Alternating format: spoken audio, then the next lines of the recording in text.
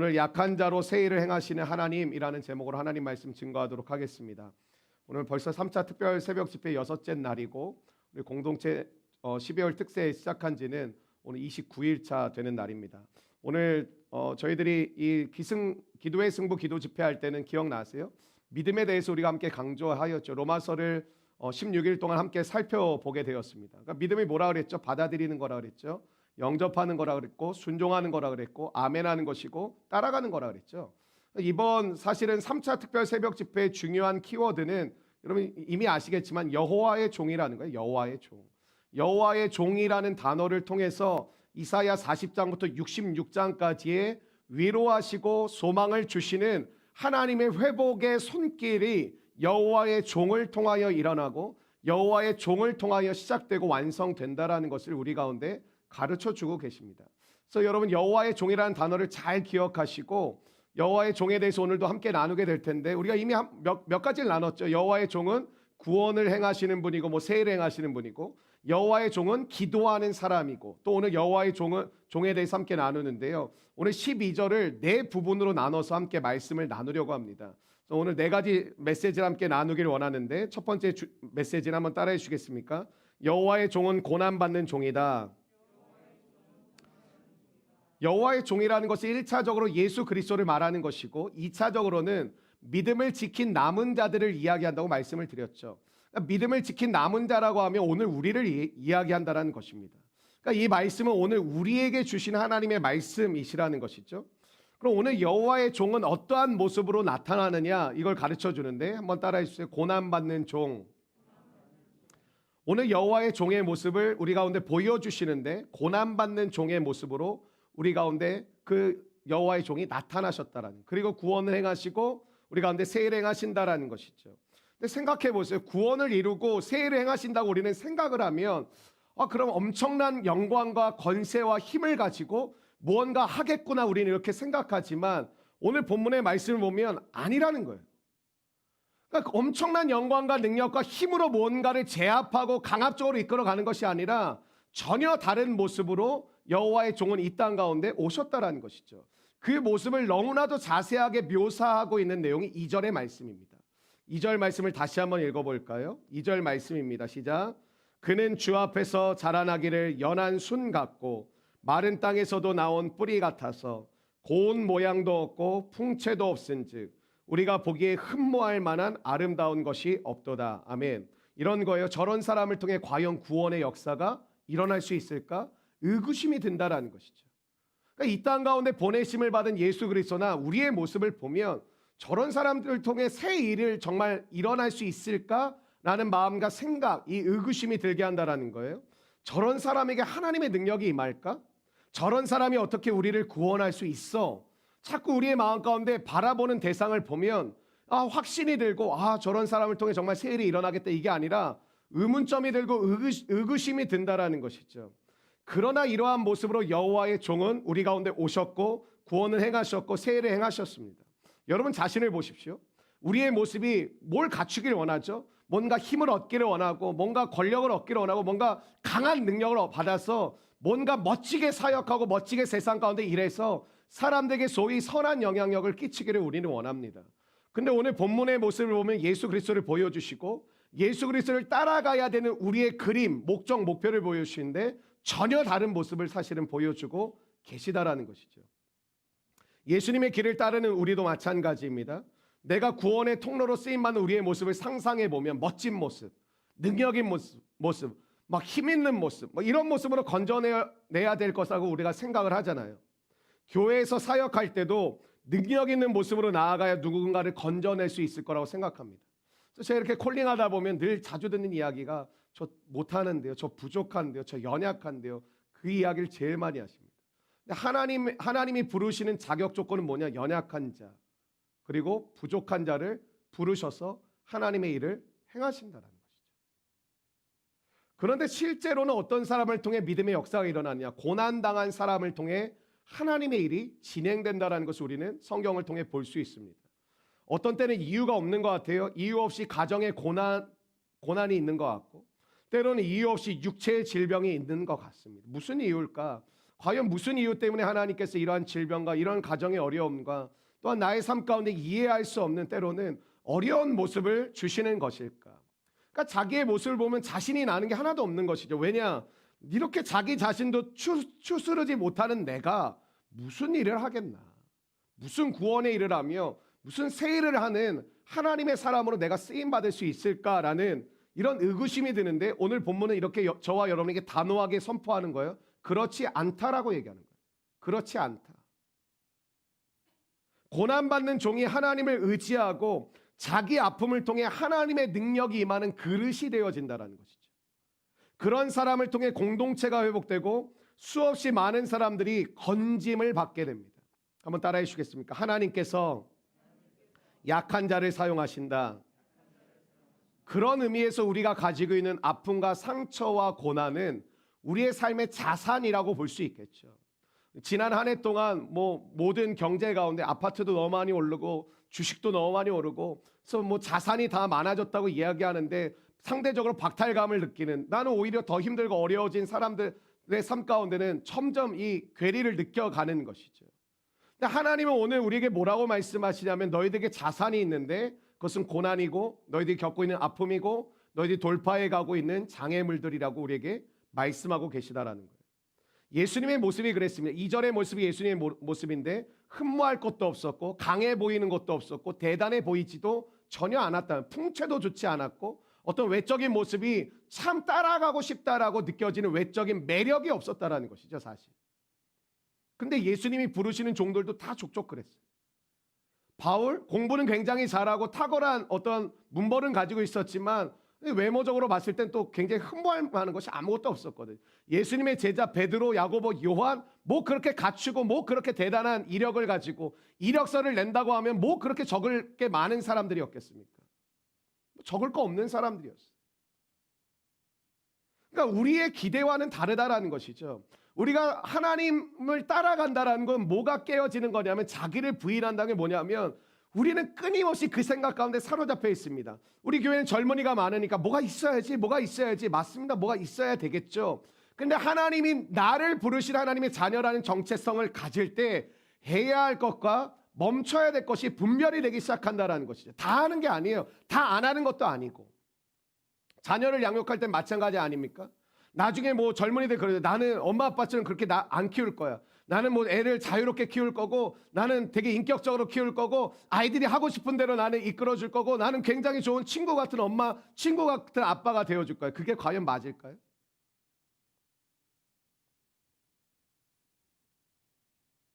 그러니까 오늘 본문은 뭐를 깨트리는 거냐면 너희의 예상과 다르다라는 거예요. 너희의 기대와 다르다라. 너희가 알고 있는 지식과는 전혀 다르다라는 거예요.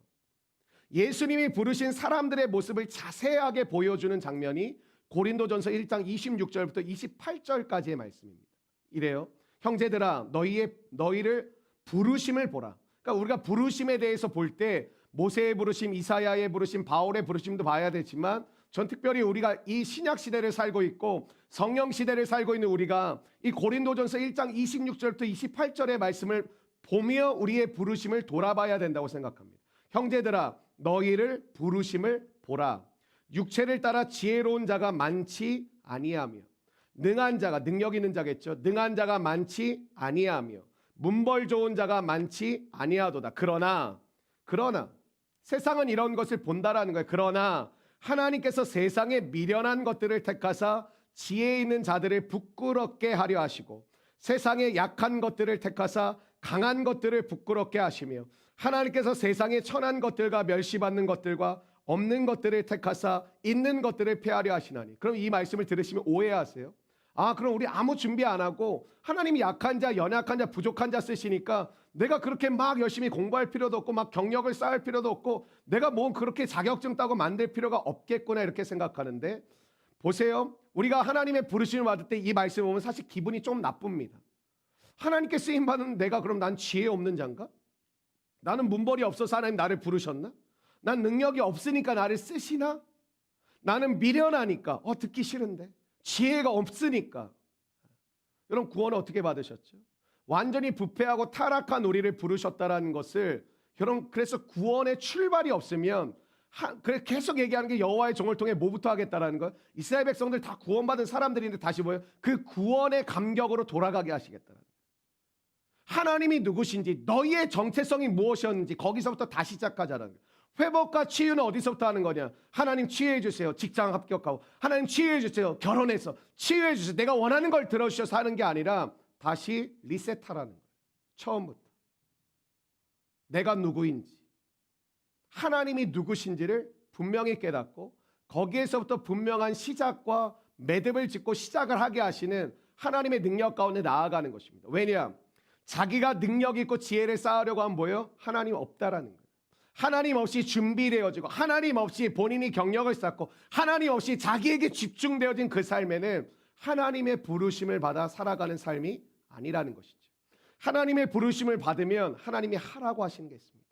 누군가에게는 공부를 하라고 하시고요. 누군가에게는 현장에 나가서 일을 하라고 하시고요. 누군가에게는 또 하나님께서 누군가를 가르치라고 하시고요. 누군가에게는 다스리라고 하시고요. 누군가에게는 섬기라고 하시고요. 누군가에게는 따라가라고 말씀하십니다. 그러니까 하나님이 우리를 부르신 모양대로 따라가는 것이 우리가 존귀하게 되는 하나님의 부르심이고 여호와의 종의 모습이라는 것이죠. 이게 똑같은 게 아니에요. 근데 우리는 세상에 어때요? 똑같은 시험에 줄을 세우고 똑같은 어떤 기준을 가지고 줄을 세우는 거죠. 그게 아니라는, 각자가 다른데 하나님이 가지신 기준은 똑같죠. 하나님께 쓰임 받는 사람, 하나님의 자녀가 되고 하나님의 제자가 되어서 사용되어지는 사람. 3절 말씀 보시겠어요? 3절 말씀 보시면 그는 멸시를 받아 사람들에게 버림받았으며 간고를 많이 겪었으며 질고를 아는 자라. 간고는 뭐냐면 가난한 사람, 질고는 병든 사람, 아픈 사람입니다. 여러분, 세상에서 가난한 사람, 병든 사람 생각해 보세요. 여러분, 세상에서 일단 제껴놓고 시작하는 사람들이 이러한 사람들입니다. 가난해? 그리고 병들었어? 그럼 세상에서는 더 좋은 어드밴테이지를 주고 이점을 주는 게 아니라 넌 일단 나와.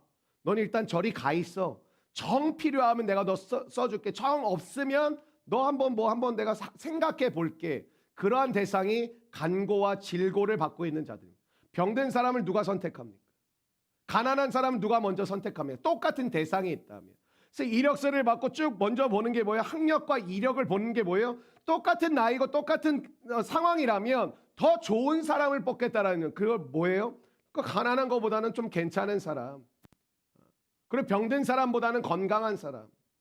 그럼 뭐 믿음의 배우자도 마찬가지 아닙니까? 건강한 사람, 더 나은 조건과 환경을 가진 사람, 여러분이 고를 수 있다면 거기서 뽑길 원하는 거잖아요. 하나님 뭐라고 하시냐? 하나님께서 이런 사람을 들어서 하나님의 뜻을 행하시겠다는, 질고와 간고를 받고 있는, 전혀 다르다라는 거예요, 기준이. 그러니까 내가 했던 게 다 헛된 거라는 게 아니라 먼저 주님 앞에 돌아가서 다시 나의 정체성을 깨닫고 하나님이 사용하시는 그 부르신 가운데 나아가고 하나님의 자녀가 되어서 하라고 하는 것을 하고 하지 말라는 것을 하지 않을 때 하나님 안에서는 가난도 병든 것도 어떤 제약 조건이 되지 않는다라는 것이죠. 한계가 되지 않는다라는 것이죠. 우리 포기하지 않습니까? 솔직히 내가 병들었어요. 내가 안 좋아요. 난 안 되겠구나. 내가 너무 가난해요. 나는 올라갈 수 없고 나는 뭐 할 수 없겠구나. 이미 결정되어 버리는데 하나님이 사용하시는 사람의 기준은 전혀 그게 아니라는 것이죠. 오늘 저와 여러분의 생각이 새롭게 되어지기를 주의 이름으로 축원합니다. 그럼 보세요. 여호와의 종은 고난받는 종이라니까요. 고난받는 종. 두 번째 메시지 한번 따라해 주시겠습니다. 여호와의 종은 고난을 통해 이웃을 살린다. 내 고난이 다른 사람을 살린다라는 거예요. 여러분, 고난받는 것을 두려워하거나 고난받는 것이 쓸데없다고 생각할 이유가 없는 게 왜 그러냐면 내가 받는 고난을 통해서 이웃을 살리게 하신다라는 것이죠. 4절 말씀 보면 예수님의 십자가 사건 얘기하는 건데 그는 실로 우리의 질고를 지고 우리의 슬픔을 당하였거늘. 여러분, 예수님이 당하신 고난이 우리를 어떻게 했죠? 살렸죠. 그러면 우리가 예수님을 따라가고 예수님을 닮아가는 주님의 자녀고 제자라면 우리가 받는 고난을 통하여 어떻게 하시겠다라는 거예요? 다른 이들을 살리시겠다라는 거예요. 그래서 하나님께서 우리에게 의미 없는 고난을 주시지 않습니다. 고난 가운데 계신 분들 계십니까? 힘내라고만 말씀드리고 싶지 않습니다. 여러분의 고난이 하나님을 통하여 여러분 주변에 있는 이웃을 살리는 아름다운 복된 고난 되시기를 주의 이름으로 축원합니다. 여러분, 요셉이 여호와의 종인데 하나님이 그의 길을 이끌어 가시는 것을 보면 고난의 길로 이끌어 가십니다. 고난의 길로. 노예로 팔려가고 감옥에 들어가고. 근데 요셉의 고난을 통해서 어떻게 돼요? 애굽도 큰 재앙 가운데 건짐을 받죠. 그 제국이. 그리고 또 뭐예요? 야곱의 이 모든 가족이 다, 요셉의 모든 가족이 다 건짐을 받지 않습니까? 하나님이 우리의 고난을 사용하신다라는 것이죠. 오늘 고난이 빨리 지나가게 해주세요 보다는 하나님 오늘 나의 고난을 통하여 내 주변에 있는 사람들이 살아나고 살릴 수 있는 은혜가 되게 하여 주시옵소서. 그런 믿음의 고백이 우리 가운데 회복되기를 주의 이름으로 축원합니다. 여러분, 살다 보면 알 수 없는 고난이 참 많은 것 같습니다. 뭐 지금 우리가 겪고 있는 고난도 마찬가지죠. 살다 보면 알 수 없는 고난이 참 많습니다. 왜 나에게 이런 알 수 없는 고난이 있을까? 답답하죠. 풀리지 않죠. 왜 그러냐? 한번 따라해 주시겠어요? 살리라. 이겁니다. 살리라. 이유 없이 당하는 고난은 메시아적 사건이에요. 무슨 뜻이에요? 오늘 예수님이 어떤 이유 때문에 고난을 우리를 살리고자 하는 물론 이유 때문에 고난을 당하셨지만 사실 예수님의 입장에서 보면 날벼락 같은 사건이죠. 갑자기 생각지도 못한 고난을 당하셔야 됐던 거죠. 십자가 짊어져야 됐던 거죠. 사실 하나님이 창조하신 인간이 하나님의 뜻 가운데 살았으면 십자가 사건은 굳이 경험하지 않아도 되는, 굳이 예수님이 십자가를 짊어지시는 고통과 고난을 당하지 않아도 되는 사건이었습니다. 근데 자신의 죄 때문도 아니라 인간들의 죄 때문에 본인이 십자가를 짊어져야 되는 고난과 고통을 당하게 되셨다는 것이죠. 여러분, 오늘 이 본문은 예수님의 이 고난 주간에 제일 많이 하는 설교 본문 아닙니까? 그럼 저와 여러분이 예수님을 따라간다 할 때 핵심은 뭐죠? 십자가거든요. 누구든지 나를 따르려거든 자기를 부인하고 자기 십자가를 지고 따르는. 그러니까 여러분과 제가 이유 없는 고난을 당한다는 것은 하나님이 어떻게 하신다는 거? 하나님이 메시아적 그 고난과 우리를 동급으로 만들어 주신다는 것이죠. 우리는 이유 없는 고난을 당할 때 힘들어하고 하나님 나를 버리셨습니까? 그런데 이유 없는 고난은 하나님이 여러분을 사용하고 계시다라는 증거입니다. 예수님이 이유 없는 고난을 통하여 많은 이웃과 많은 영혼들을 돌이키게 하셨듯이 우리의 삶에 이유 없는 알 수 없는 고난을 통하여 하나님은 메시아적 사건과 같은 하나님의 일을 행하신다라는 것이죠. 그럼 뭐예요? 천하무적이 되는 거죠. 고난이 와도 기뻐하고 받아들이고 감사할 수 있고, 축복이 와도 받아들이고 기뻐하고 감사할 수 있고, 아픔이 와도 받아들이고 하나님의 뜻을 기억하며 나아갈 수 있고, 하나님의 놀라운 믿음의 좋은 사건이 일어나도 너무 흥분하고 너무 교만해지지 않고 하나님 은혜 안에 겸손하게 받아들이고 따라갈 수 있고, 이게 신자의 삶입니다. 왜 안 주세요? 왜 없어요? 왜 이렇게 힘들기만 해요? 이게 아니라 모든 상황 속에서 함께 하시는 주님의 은혜를 경험하는 것이죠. 그 고난 때문에 얼마나 많은 사람을 살리셨습니까? 온 인류를 살리셨죠. 그래서 하나님께서 우리에게 주신 고난을 귀하게 여기십시오. 이건 재밌지 않아요? 여기서 살 때는 뭐 조금만 불편해도 막 불평이 나고 원망이 나올 때가 많은데, 진짜 신기한 게 선교 가시면 왜 이렇게 다 감사하고 기뻐하십니까? 엄청 희생하는 거거든요. 엄청 고생하고 고난 가운데 십자가 대신 짊어주는 거거든요. 여러분, 그 삶이 우리가 이 땅에서도 회복이 되어야 합니다. 십자가 지는 기쁨을 선교의 현장에 나가서만 누리고 즐기고 우리가 기뻐한다면 뭐가 잘못된 거 아닙니까? 그 십자가는 동일하게 이 땅 가운데서 지는 거 아닙니까? 왜 그 땅 가운데 한 번 처음 만난 사람을 위해서 붙잡고 눈물이 나고 기도가 되는데, 왜 이 땅 가운데 늘 가까이 있는 사람을 놓고 기도가 안 되고 눈물이 안 나고 왜 사랑할 수 없을까? 여호와의 종은 고난받는 종입니다. 그 고난의 의미는 의미 없는 고생이 아니라 나의 고난이 이웃을 살리는 능력이 된다라는 것이죠. 내 고난이 우리 가정을 살릴 줄로 믿습니다. 주일날 기억하세요? 주일날 제가 예배하는데 그런 마음이 들었다 그랬죠. 너가 죽어야 교회가 살아. 너가 죽어야 성도들이 살아. 그럼 그게 기분 나쁠까요, 제가? 너가 죽어야 성도들이 살고 너가 죽어야 교회가 살아. 제가 죽는다라는 게 뭘까요? 자꾸 나의 것을 주장하지 않는 거예요. 특세하면서 저에게도 어려운 점은 있습니다. 지금 하루도 쉴 수 없어요, 사실. 어제도 아침 먹고 출근해가지고 밤 거의 8시 반까지 계속 설교 준비하고 큐티 준비하고 또 오늘 가야 될 여기 주민센터 서로 조율하고 송구영신 예배 준비하고 신년감사 예배 준비하고 내년도 계획하고 재정 마무리하고 준비하고 뭐 정신이 없습니다. 근데 그게 죽는 거예요. 죽는 게 내가 죽어야지가 아니라 하나님이 오늘 나를 부르신 일에 충성하는 게 죽는 거예요. 집에서 퍼져 있고 게을러 있고 부지런하지 않고 맡겨진 일 대충대충 하고 직장에서 눈치 보고 그게 뭐냐? 안 죽는 거예요. 오늘 여러분이 죽는 자리는 세상에 이제 출근하실 거 아니에요, 대부분. 가서 최선을 다해 일하시는 거예요. 그게 죽는 거예요. 다들 대충 하고 있잖아요, 대부분. 사장님 눈치 보면서 했다 안 했다 마음 가운데 그렇게 살아가고 있잖아요. 그런 마음과 생각을 가지고 있는 삶 가운데 여러분의 심령과 마음이 하나님 앞에 드려질 수 있는 삶이 뭐예요? 최선을 다해 살아가고 충성되게 살아가는 것. 그게 오늘 내 자아가 죽는 거예요. 눈치 보고 하는 게 아니라 하나님 보고 하고 내가 오히려 죽고 내가 고난을 당하는 직장의 사람들이 조금 더 편해지고 조금 더 일을 덜어줄 수 있는 것. 그게 십자가 지는 겁니다. 그게 내가 죽는 거예요. 근데 우리는 내가 죽는다는 것은 막 기도만 무지하게 한 다음에 뭐가 짠하고 별해야 될 거 아니에요. 십자가는요, 짊어지고 가는 거예요. 십자가는 기도할 때 내가 짊어지는 느낌만 받고 끝나는 게 아니라 십자가는 짊어지고 가는 거예요. 살아가는 거예요. 십자가를 지고 살아가는 거예요. 여러분 십자가 놓고 가지 마십시오. 이 새벽 집회 끝나고 십자가 놓고 출근하지 마십시오. 은혜 받고 기도하고 눈물 흘리며 예배드리고 끝내지 마시고 그 십자가 들고 세상으로 들어가십시오. 그리고 오늘 맡겨주신 삶에 충성하십시오. 충성하려면 어디에 뭐가 필요해? 계속 들어야 된다 그랬죠. 듣게 하실 것입니다. 십자가 짊어지고 있으면 하나님이 여러분을 주의 손 그늘 아래 계속 듣게 하시고 공급하시고 기분 나쁜 마음 풀어주실 거고 상한 마음 고쳐주실 거고 누가 지나가면 자존심 상하게 하는 말들 여러분의 마음을 풀어주실 줄로 믿습니다. 십자가 지고 나아가십시오. 우리는 고난받는 종입니다. 하나님이 우리를 그렇게 사용하신다. 세 번째 메시지 한번 따라해 주시겠어요? 여호와의 종은 믿음과 사랑으로 산다. 이게 7절부터 9절에 나오는 내용인데 세 번째 부분은 7절부터 9절의 내용인데 그럼 고난받는 종, 여호와의 종, 고난받는 종의 자세가 어떠해야 되냐 이걸 보여주거든요.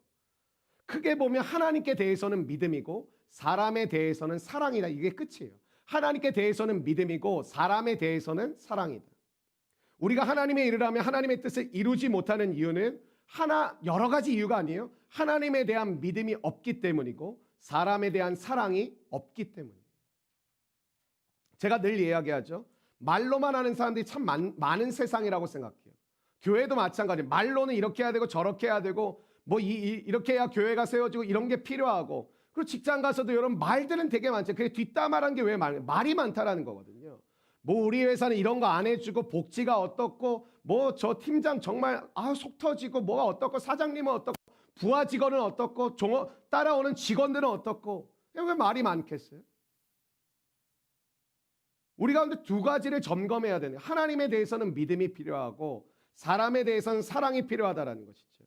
7절 말씀을 보면 그가 곤욕을 당하여 괴로울 때에도 그의 입을 열지 아니하였으며 거기가 중요해요. 그의 입을 열지 아니하였으며 마치 도수장으로 끌려가는 어린 양과 털 깎는 자 앞에서 잠잠한 양같이 그의 입을 열지 아니하였. 두 번이나 나오죠. 그의 입을 열지 아니하였다.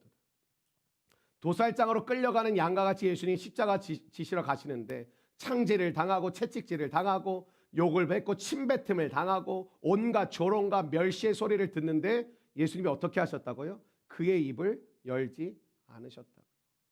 여러분 이거 참는 게 진짜 힘든 것 같아요. 진짜 나를 변호할 할 만한 말이 진짜 많거든요. 나 잘못 안 했어. 내가 뭐 그렇게 잘못했어.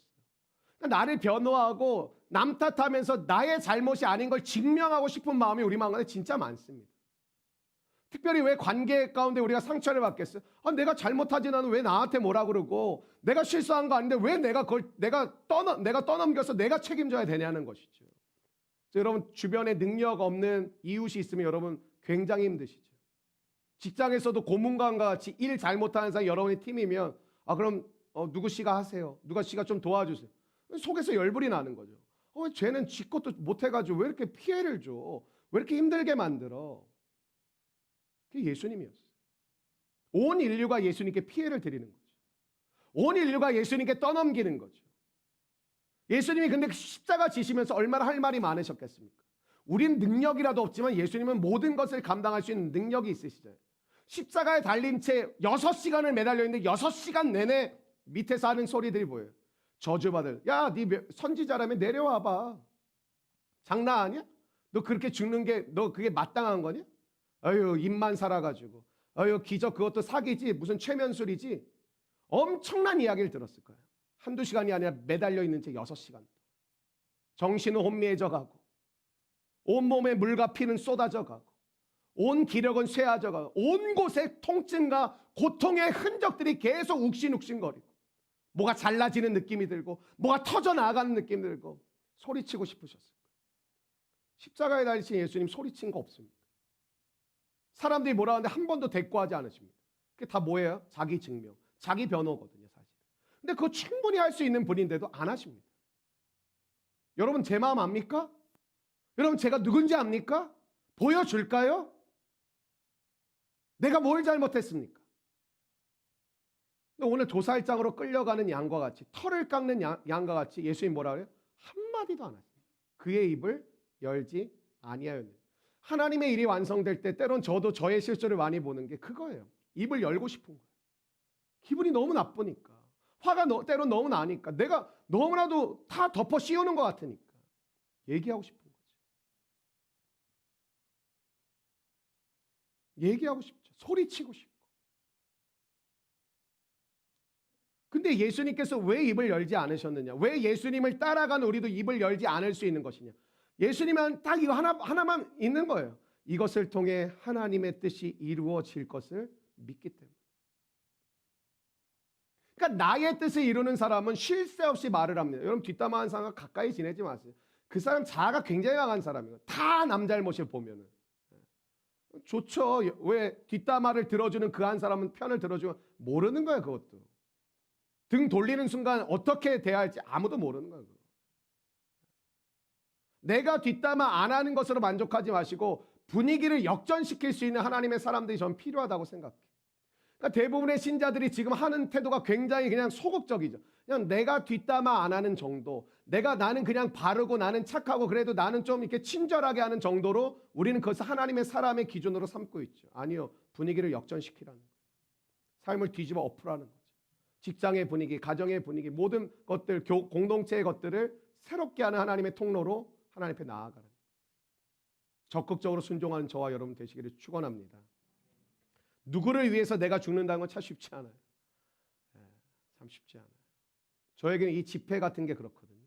선교 가서도 저녁에 집회하고 이렇게 뭐 우리 교회가 뭐 어려움 이 1년 동안 기도의 승부, 특별 새벽 집회도 2번이나 하고 계속해서 기도에 강조하고 말씀 나누고 계속 이런 걸 강조하죠. 근데 제가 죽어요. 근데 누구를 위해서 내가 죽겠으면 2가지가 없어져야 된다는 걸 느끼게 되더라고요. 첫 번째는 내 이기심이 없어져야 남을 위해 내가 죽을 수 있어요. 내 이기심이 없어져요. 두 번째는 내 욕심이 없어져요. 나 쉬고 싶어. 나 너무 힘들어. 나 일이 너무 많아. 나 이렇게까지 하기엔 너무 무리야. 이 마음이 너무 크면 남을 위해 못 죽습니다. 근데 이기심과 욕심이 언제 죽어지가 죽게 해주세요, 죽게 해주세요가 아니에요. 큰 사랑을 만나면 우리의 이기심과 욕심이 죽습니다. 큰 사랑. 여러분 부모가 다른 관계보다는 자녀에게 비교적 이기심과 욕심이 없다는 것을 우리는 알게 됩니다. 왜? 맞춰줘요. 거의 다 맞춰줘요. 비교적 그래도 다른 관계보다는 자녀에게. 그래서 우리가 되게 놀랄 때가 많잖아요. 저 사람 결혼하기 전과 결혼한 후가 너무 다른 거예요. 특별히 아이를 가진 후는 더 달라지는 거죠. 왜 그럴까요? 애를 낳아서 철을 들고 부모가 돼서 철을 들고 결혼해서 철든 게 아니에요. 큰 사랑을 느끼는 거예요.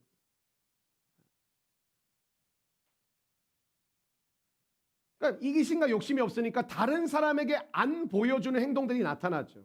어떤 거죠? 희생하고 죽는 것이 나타납니다. 큰 사랑을 만나면 이기심이 힘을 잃습니다. 큰 사랑을 만나면 욕심이 힘을 잃어버립니다. 그래서 아이들이 어떻게 해요? 진짜 사랑을 받은 자녀들은 부모를 신뢰하죠. 신뢰하죠. 뭐든지 던지고 맡기는 거예요. 그냥. 온전한 회복과 치유가 일어나기 위해서는 하나님에 대한 믿음, 사람에 대한 사랑이 회복돼야 될 줄로 믿습니다. 이게 십자가 아닙니까? 십자가.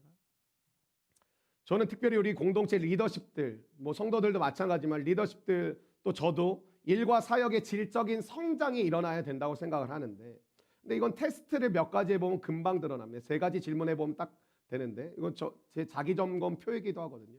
첫 번째, 이익이 있느냐 없느냐 이 기준으로 결정하는 분들이 되게 많죠.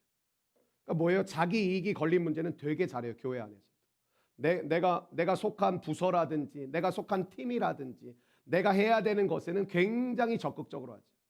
근데 나에게 이익이 없으면 어때요? 안 해요. 두 번째, 큰 일이냐 작은 일이냐.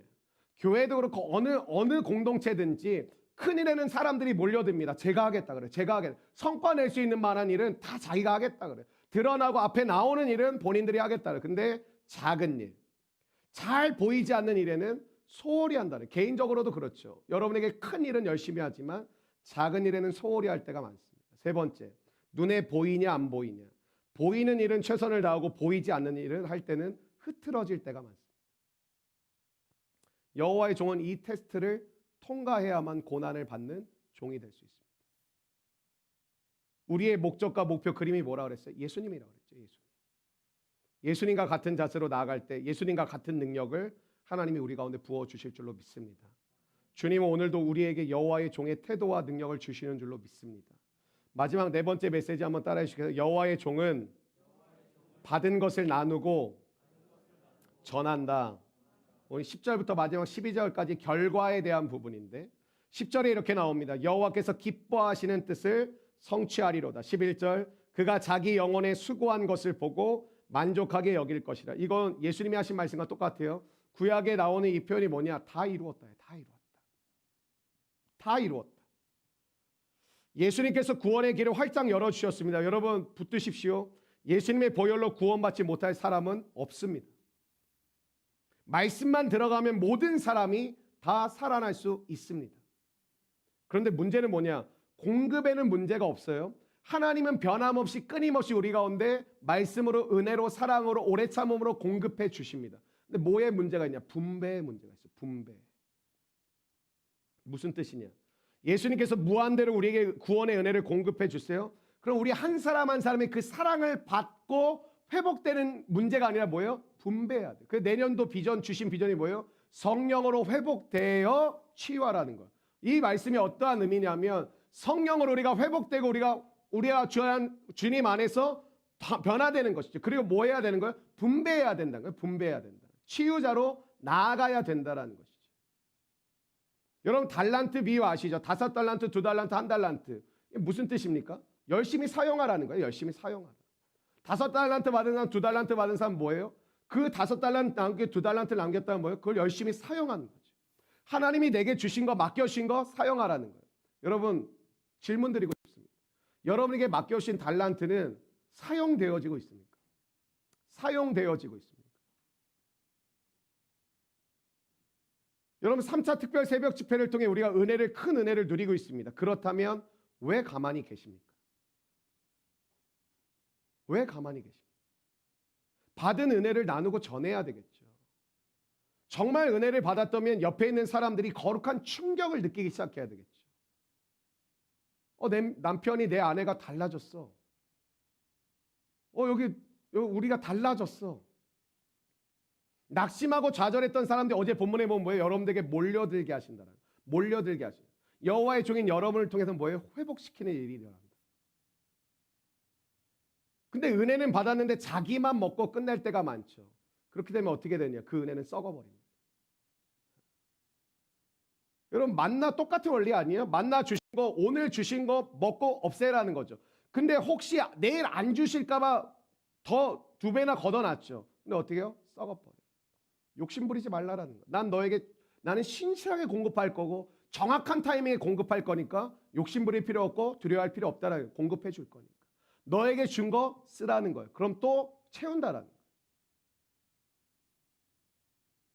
제자의 삶이란 예수님의 끊임없는 은혜를 공급받고 받은 은혜를 나누고 전하는 삶이라고 생각합니다. 사도행전 2장에 보면 성령의 충만함을 받은 제자들 어떻게 해요? 광장으로 뛰쳐나가죠. 다락방에 있던 사람들이 광장으로 뛰쳐나가서 예수 그리스도를 전하고 십자가에 피 묻은 복음을 증거합니다. 여러분 전도라는 게 왜 프로그램 필요한지 사실 이해할 수 없는 거예요. 사실은 교회 전도팀이 만들어진 것 자체가 사실 이해할 수 없어야 되는 거예요.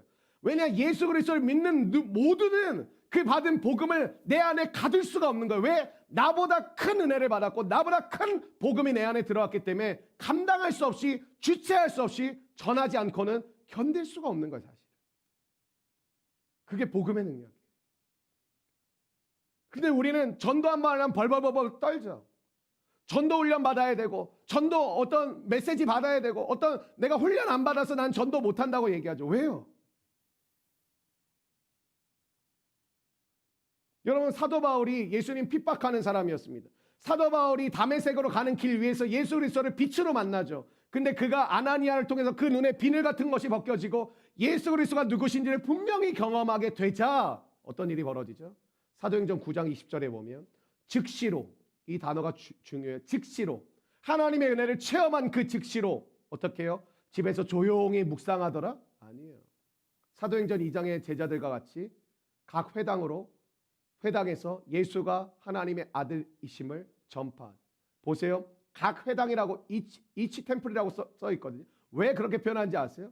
한 군데 가서 전하고 됐다가 아니에요. 견딜 수가 없다라는 거예요. 이 회당 저 회당을 자신이 찾아다니며 하나님의 예수 그리스도의 그 알게 된 복음, 눈이 뜨게 된 그 말씀을 전하게 되었다라는 거예요. 한국 교회가 왜 썩었는지 아세요? 왜 부패되는지 아세요? 은혜를 받고 먹고 끝내요. 그리고 그 경쟁을 해요. 누가 더 큰 은혜를 받았는지, 누가 더 큰 은혜를 사모하는 사람인 것처럼 보이는지, 누가 더 하나님을 사랑하는 것처럼 느껴지는지. 그래서 우리는 서로 뭐라 그래요? 세상 사람들이 우리를 보면서 해야 될 말은 우리 서로가 해주고 있으니까 필요를 별로 못 느껴요. 집사님 대단하세요. 형제 대단해요. 자매님 대단해요. 목사님 대단하세요. 장로님 대단하시네. 그 이야기는 우리가 자화자찬할 게 아니라 세상으로부터 들어야 될 소리인 거예요. 당신들은 다르네요. 당신들은 틀리네. 제가 오늘 예배 들어오기 전에 기도를 하고 이제 올라오는데 오늘 한 15분 정도 기도하는데 갑자기 오늘 이제 이따 주민센터 가서 나눠야 될 게 생각나는 마음을 떠오르게 그 부분을 놓고 기도해. 그냥 갖다 전달하는 게 여러분 전달하는 게 아니에요. 하나님, 이 전달하러 가는 모든 과정과 전달되어지는 모든 시간 속에 하나님이 또 일하시고 역사하시는 것을 보기를 원한다는 고백을 드리는 거죠. 그럼 뭐 기도 안 해도 갖다 줄 수 있는 거잖아요. 그냥 여러분 다 잘 해주셨는데 이따 우리 회개가 이제 집에서 예배드리고 있는데 와서 이제 교회 재정 갖고 오면 이따 우리가 한 5명이 같이 가서 나누고 오면 끝나는 거잖아요, 사실은. 근데 하나님이 어떤 마음을 또 주셨냐면 너희들이 직접 가는 게 아니니까 그 주민센터에서 일하시는 공무원들을 위로하라는 거예요. 네? 저희가 이렇게 섬기는 것만 해도 되는 거 아닙니까, 하나님? 우리 공동체가 다 어려운 상황 속에서도 이웃을 사랑하는 마음으로 전하는데 이것만 해도 충분하지 않습니까? 아니, 그들을 위로하라는 거예요. 너희들을 대신해서 쪽방촌에 가서 그 노인들을 섬길 그 공무원들을 위로하라는 거예요. 제가 아까 우리 상민 간사한테 그랬어요. 케이크 좀 사라고. 그분들한테 드리자. 여러분, 우리는 가면 높임 받아요. 오늘 뻔해요. 고맙다고 하실 거고, 너무 감사하다고 하실 거고. 근데 주님 뭐예요? 고난받는 종으로 가라는 거예요. 고난받는 종으로. 너희 공동체가 어렵고 힘든 상황 속에서 이웃을 돕는 건 내가 참 기쁘다. 근데 끝까지 고난받는 종. 고난받는 종이 뭐예요? 겸손한 태도를 가진 종이죠. 그 모습으로 전달하고 나누고 그들을 섬기고 돌아오라. 어제 연락을 드렸어요. 저희가 내일 오전에 찾아뵈려고 했더니 거기서 이렇게 그럼 목사님 성금 전달해 주시니까 저희 주민센터에서 이렇게 팻말하고 사진 같이 찍으실까요? 그랬더니 저희가 준비했어요. 그랬더니 그분이 놀라시더라고요. 저희도 준비했어요.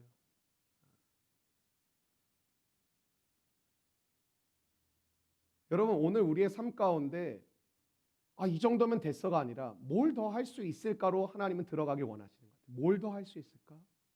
뭘 더 드릴 수 있을까? 뭘 더 섬겨볼 수 있을까? 그래서 저는 교회 구석구석을 다닙니다. 지저분한 곳을 치우고 청소하고 닦고 성도들이 올라오는데 조금이라도 좀 마음 가운데 하나님을 집중할 수 있는 자리로 오도록 상민 간사가 우리 새벽 집회하는데 뭐 여기 온 사람 20명밖에 안 되는데 늘 새벽 5시만 딱 되면 밖에 가서 씁니다.